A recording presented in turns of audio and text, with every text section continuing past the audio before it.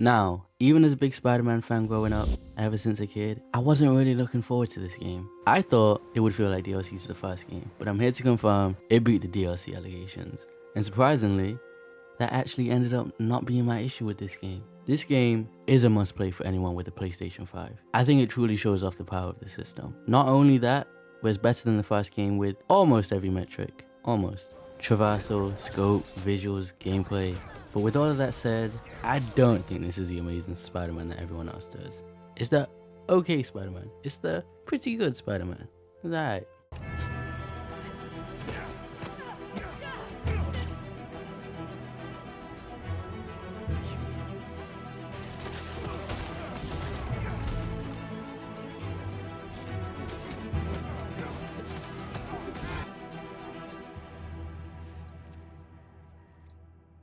Now, just like Peter and Miles, Shaq and Kobe, I teamed it with JackmoveJohnnys for this review. Yo, what's poppin', everybody? It's your boy. It's Jackmove, man. Shout out to the bro New Yokio, man. We doing a little collab review for Marvel and Insomniac Games, Spider-Man 2. I'm here to tell you the good, the bad, and the ugly about this game, man. And believe it or not, it's got a little bit of all that. I think when the honeymoon phase is over for this game, it's going to be very divisive because I feel like this is one of the most polarizing games to ever come out. I was just thinking about this. You could say two opposite statements about this game and both of them be true. I'm going to give you a few examples real quick. I could say this game is visually stunning and somebody else could say this game is ugly as shit and we both be telling the truth. I could say this game is very fun and amazing to play and another person could say this game is boring as hell. And we will both be telling the truth. And we gonna get into that, right? That's how I want to frame this review.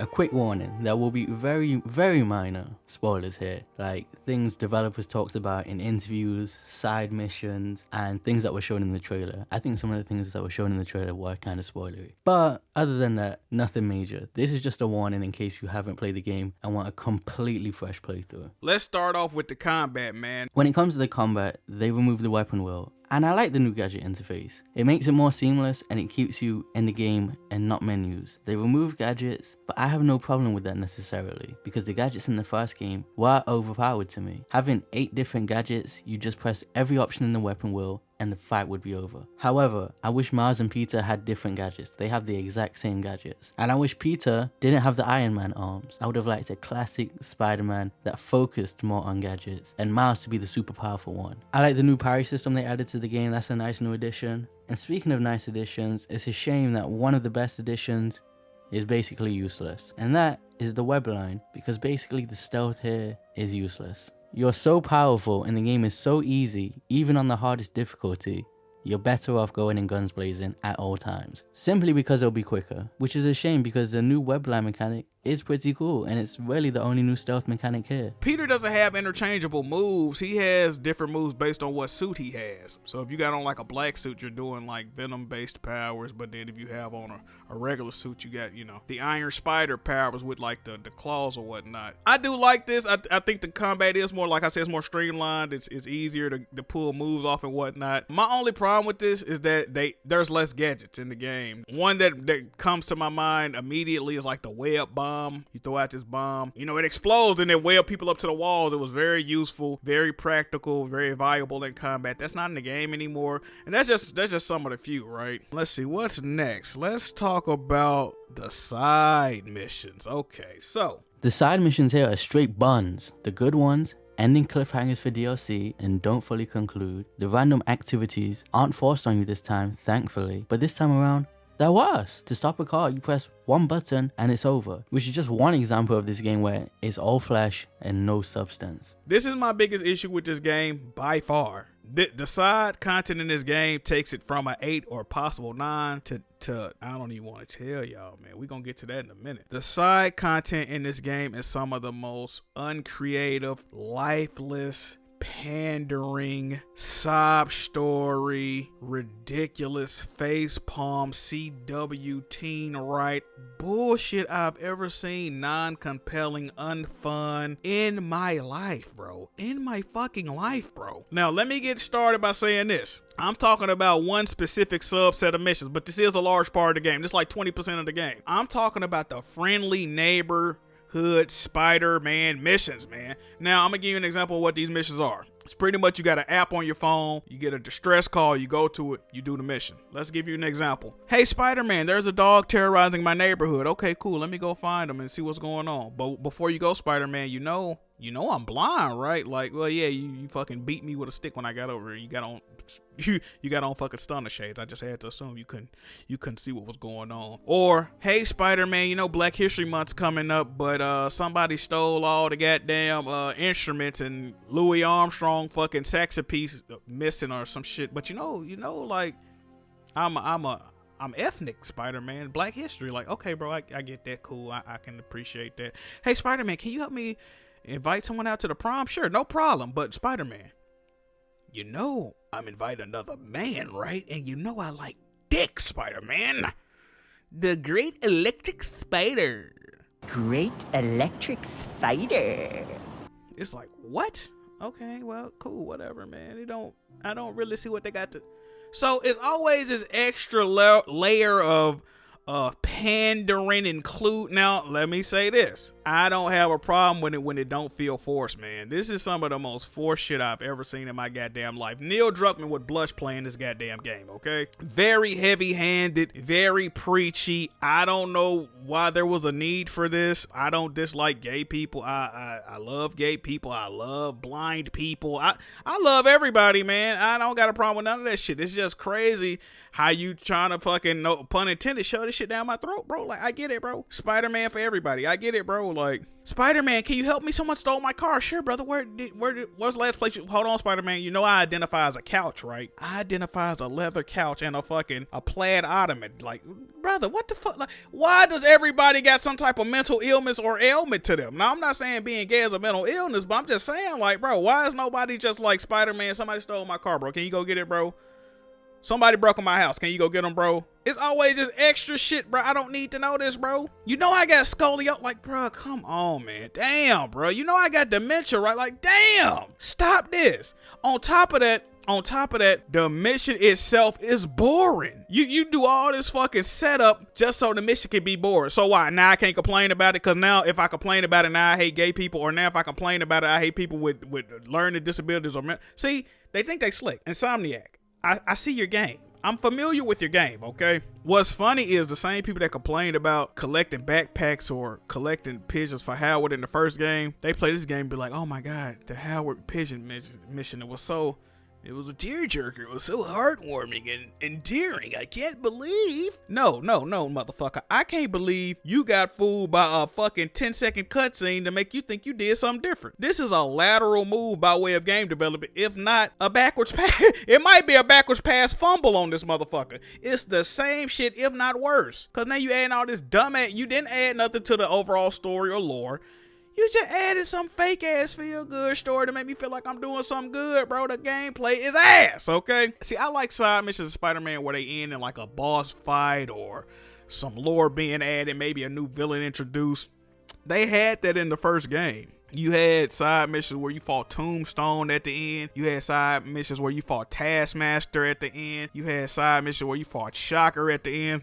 You don't get much. You don't get a lot of stuff like that in this game, and it's a shame, to be honest with y'all. It's a goddamn shame. Now, as for the boss fights, they are they're flashy, but for the most part, they're just press square. And as for the bosses that aren't set pieces where you're just pressing triangle, they typically give you 3 different stages. There's one boss with 4 stages, but the bosses are basically the same in each stage. I'm not asking for this to be Demon Souls, but damn, no new moves. There might be 1 or 2 moves, or maybe he's on the floor and now he's on the wall, but the bosses don't really change in their different stages. Not enough to feel different. It feels like, hey, we designed this boss, like if we only give you 1 stage, you're gonna beat the boss in like a few seconds. So here's the same boss, fight it over and over and over again in 4 stages, and it makes it feel kind of boring. It's like, especially if you play on the hardest difficulty, the bosses do have a lot of health, so it feels like an artificial way to pad the length and make the most of these boss fights, but it just hinders the experience instead. Another thing is you're in these tight enclosed arenas when you're Spider-Man. Like,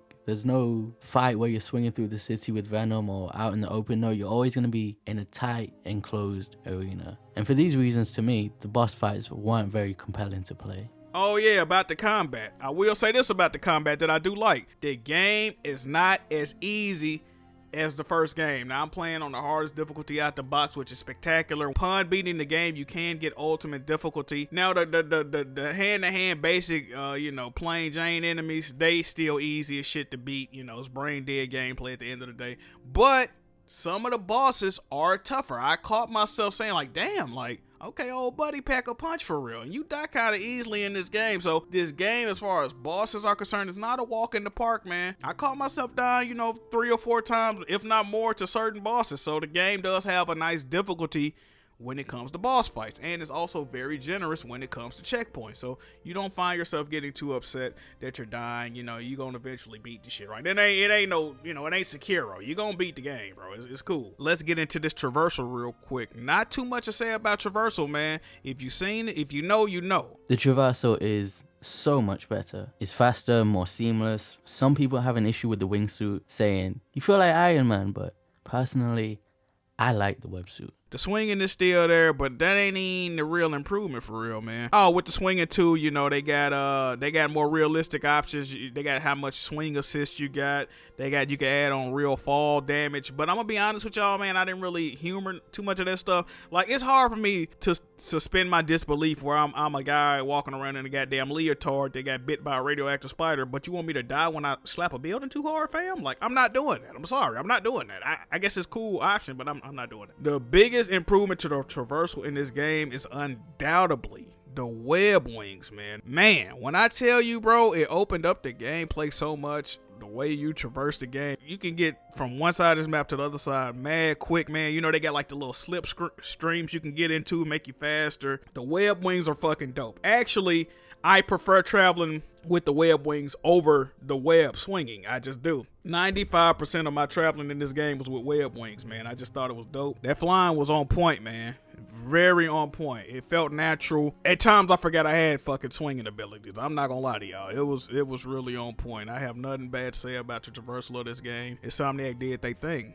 And if we're talking about the traversal, then we have to talk about the city, the map. It didn't feel like I was playing in the same location as the first game, even though it's obviously still New York. And I'm a fan of the Yakuza game, so I'm used to playing in the same city anyway. But whatever they did, they made it feel new. They expanded the map, and of course that made it feel new, but they made the changes necessary to the previous city to make it feel new. And another thing I like is the visual cues here. There'll be a sandstorm where there's Sandman side missions, so you'll be swinging through the city and be like, oh, that's interesting, let me go check out over there. And lastly, the fast travel is also one of the most impressive things I've seen on the PlayStation 5 at all. The fast travel is instant, and I've utilized it a whole lot towards the end of the game when going for the Platinum Trophy. It just makes me remember the days of GTA 5 on the PlayStation 3 where it would take forever to switch characters. That's not an issue here.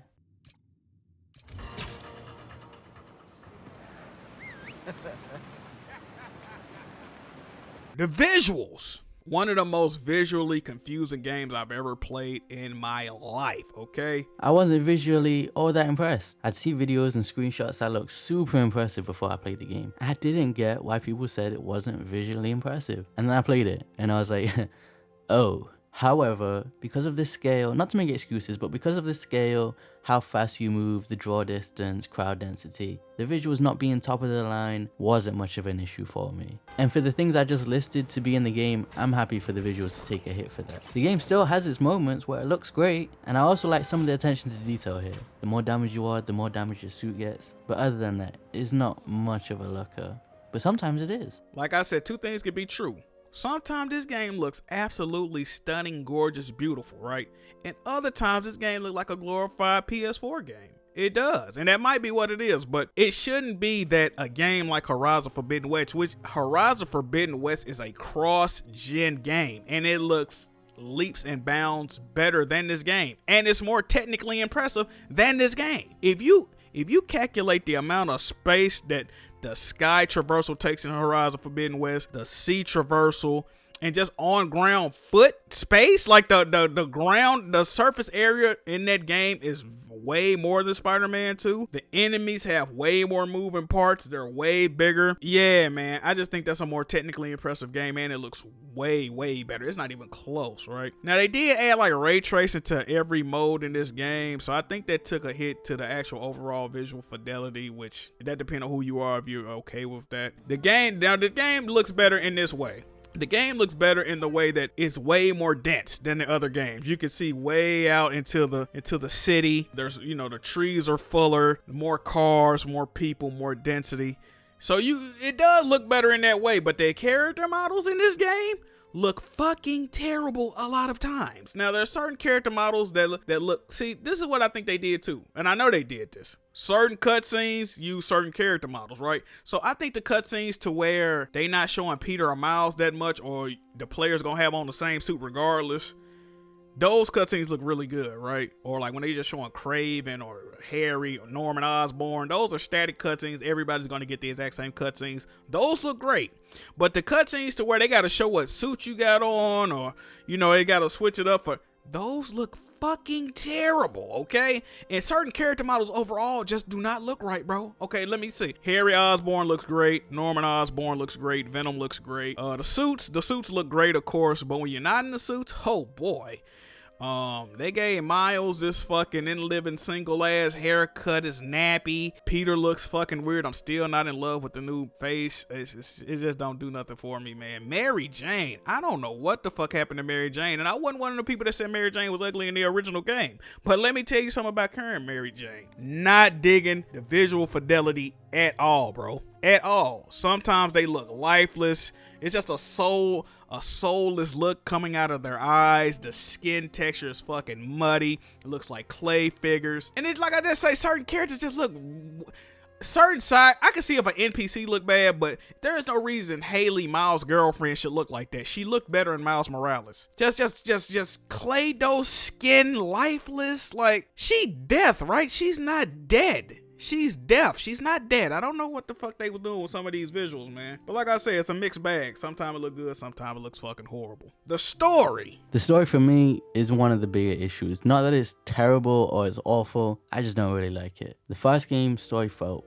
more emotional, more impactful, and more personal. When discussing the side missions, I was going to bring this up, but I thought I'd leave it because this issue I have intertwines with both. I don't want to play as Miles' deaf girlfriend. I don't want to play as MJ. I don't care if she's out here moving like John Wick. I'm good. Playing as MJ is better than it is in the first game, sure, but that isn't a high bar. She's not really a likable character. She's not bad or anything. She just doesn't have that it factor like other iterations of Mary Jane. Not that I'm one of these horny guys on Twitter saying, no, every character needs to be fat material. Ew. But it doesn't help.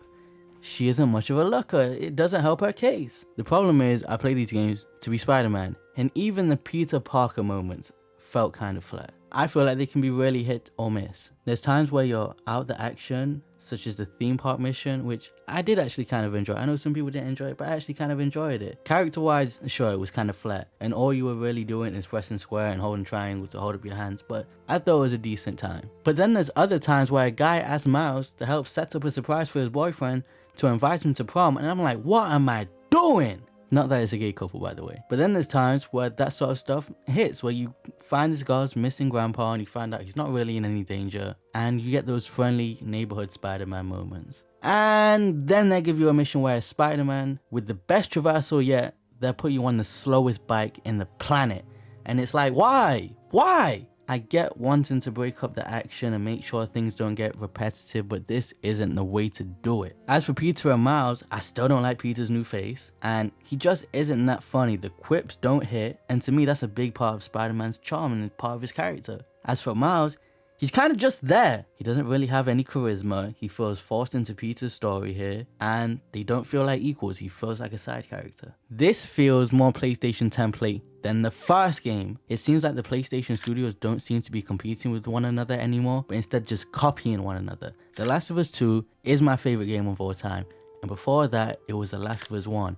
So it's not that I have a problem with these games, it just seems like they're all trying to be Naughty Dog, and they're not Naughty Dog. These games take away player control way too much. They put you in situations that aren't fun, and they try so hard to be mature and cinematic, but they never fully resonate, they never fully connect, and they just constantly seem to miss the mark, whereas the Naughty Dog games don't. They find the perfect balance. These games don't. People call the Last of Us games movies, and I disagree, but they have the best gameplay in the industry.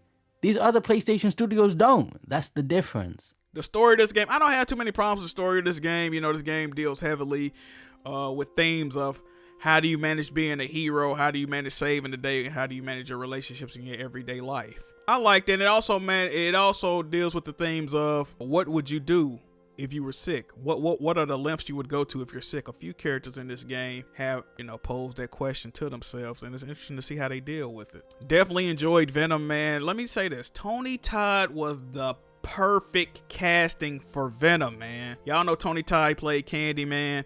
The performance, it blew me away. Definitely the best, the shining highlight of this game, without a shadow of a doubt, in my opinion. Candyman and Venom, low-key, like, they both in their same bag. Candyman to pull up on you, be my victim. He talking to you in your head and shit, and Venom does the same thing. So I just think that was a dope fucking casting choice, man. Oh my God. He did his thing, bro. He did his thing. The only problem I got with Venom is he's not in the game that long. Venom is not in the game as long as I would have liked him to, man. So Kraven is in the game. I definitely enjoy Kraven. Ruthless guy, man. Only problem with the story that I got. Just go back to the pandering. Certain shit just felt so forced and out of place, man. I'm not gonna spoil it, but it gets to a point where you get into a confrontation and you're just getting chastised the whole battle. Like, it's just weird, man. And the response of it made it even more weird, in my opinion, bro. I'm gonna give y'all an example, and it's not really what happened, but imagine you Spider-Man, right? You get in a fight and somebody be like, well, Spider-Man, it's like you getting roasted. They're like, damn, Spider-Man, you like a broke boy and you can't afford your apartment, and like, you a piece of shit and you the reason your auntie dead, right? Like, imagine if I just roasted the fuck out of Spider-Man, right? And then his response was, damn, you low-key cooking right now. Like, I ain't gonna lie, I'm getting cooked, like on some Adrian Broner shit's like, what the fuck? Very odd decision. Some of the narratives they trying to get off in this game, I don't know why they were needed. I don't know what the fuck. I don't know why this game is being so preachy, right? I really don't, bro. I really don't. The side characters are very selfish, in my opinion, in this game. Like, I couldn't imagine my homie being a superhero trying to save the world, and I'm like, bro, you trying to save the world? When you gonna save our friendship? When you gonna hang out with me? Like, bro, what? If he don't save the world, it ain't gonna be no more you, brother. Very selfish character ambitions. I didn't really like that in the story. They came off as kind of, and I expect more from these characters because we've been with them a couple of games. I would expect them to act differently, knowing the stakes and what's going on. You know what I mean? Like, you've been here before, right? I don't know. I just felt like that was kind of out of place. Forced. Like I said, forced. Mary Jane missions are back. I don't know if I mentioned that. Mary Jane missions are back. Now, Mary Jane missions are way better this time. She got a stun gun towards the end of the first game, and she cranking that motherfucker like Tupac at 94 in this game. She's going crazy, okay? And I like it. And arguably, this gonna sound crazy, arguably she got some of the best fucking content in the game when you play as Mary Jane. I can't make this shit up, people. I definitely cannot make this shit up. To me, this is not a 2023 Game of the Year contender. Not with everything that came out this year. I would put Resident Evil 4, definitely Baldur's Gate 3. I'm hearing great things about Alan Wake 2, Dave the Diver. I'm waiting on the Switch 2 for Mario Wonder and Zelda myself, but those easily seem like contenders I would put over this. If I had to score it, I'd go 7.5 out of 10. At best, an 8. I just wasn't blown away by this game like everyone else was. I sat through this game with a straight face for the most part. It's a good game, but it's not an amazing Spider-Man game. I think that's pretty much it, man. But like I said, this game is really like, I would say it's polarizing, man. It's a mixed bag, man. Sometimes this game is great. Sometimes it's fucking boring as hell. The best way I could describe this game is that it got a lot going on and nothing going on at the same time. It's a visually stunning game, and it's a ugly ass game graphically at the same time. Characters are endearing and likable, but you can't stand they fucking guts at the same time. The game is fun to play, but it's boring as fuck at the same time. A lot of times, man, you just not doing nothing in this game, bro. And that's just the realism of it all, bro. Once again, I'm not a person that dislikes set pieces. I love me a good set piece, man. But this game does a really bad job of hiding the fact that you're playing a set piece. It's a lot of watching, not a lot of doing, man. A lot of watching and not a lot of doing, bro. Side missions. In the first game, random street crime accounted for district completion, right? In this new game, street crimes don't account for anything. You don't have to do the random street crimes in this game. They were more fleshed out in the original game. It might be a store break-in or a burglary or a car theft. You would have, in the first game, you'll have to web up the car, fly to it, web up every enemy individually, stop the car from wrecking, or they might hop out the car, fight you. In this game, you fly to the car, you press triangle, and that's it. Press triangle and that's it. And I said this on Twitter. I said, man, this game, it streamlined some of this shit too much. It was already brain dead gameplay to begin with, but you made it more brain dead. Like, and it means less. Why is it in the game at that point? Take it out the game. Take it out the game. And well, somebody responded, well, you get suit parts to get extra suit. Brother, there are thousands of crates in this game that gives you a ton of suit parts. I barely did any random street crimes. I had over 5,000 suit parts, right? And I got every suit in the game, and I still got like 3,000 left. It's not needed. And with them doing that, they made the game feel even more dead than before. The game feels very lifeless. There's nothing to do in this game, to be honest. There's nothing to do. In the first game, just simple, right? In the first game, you could go down the street level, read a newspaper from the Daily Bugle about what's going on, a mission you just completed, a story beat that just happened. You can't do that anymore. Why did they take that out? Little shit that adds to the realism of the game. It makes the world feel lived in. No longer there, man. No longer there. So I say all that to say, man, originally I was gonna get this game a 7.58, but like I said, how it goes from one extreme to the other, I might gotta get this game a 5, bro. It's halfway to a 10 and it's halfway to a 0 because it's so in the middle with all this shit, bro. And the glitches are real. They not beating them allegations. I experienced 2 really bad glitches towards the end of the game. The one thing I will say, you only gotta do a chapter restart. They pretty generous with the checkpoint, so it wasn't too bad, but the game definitely got its number of issues. I posted one of the glitches on Twitter and every response was, yeah, that happened to me, that happened to me, that happened to me. And that was at a key part of the game. You got a new move. And some person responded and said, the way you don't get this glitch, you have to do the move before the game tells you. How the fuck would I know to do the move before the game? I didn't know the move. So, Spider-Man, very confusing. I do like the game. I can see where it could have been way better. That's all I'm going to say, all right? That's it. This your boy Jackmove. I got to get out of here, man. Peace. By the way, whilst I was editing this, he shot me a message and said, let the people know I don't really think the game's a 5. I think it's more so an 8. I don't feel like cussing anyone out today. So with that being said, I'm gone.